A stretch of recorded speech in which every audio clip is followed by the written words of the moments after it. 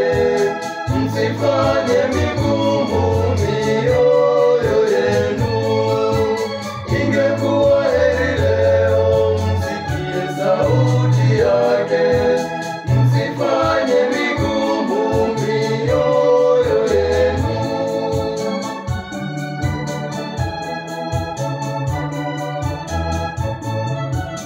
Ingekuwa heri leo msikie sauti yake,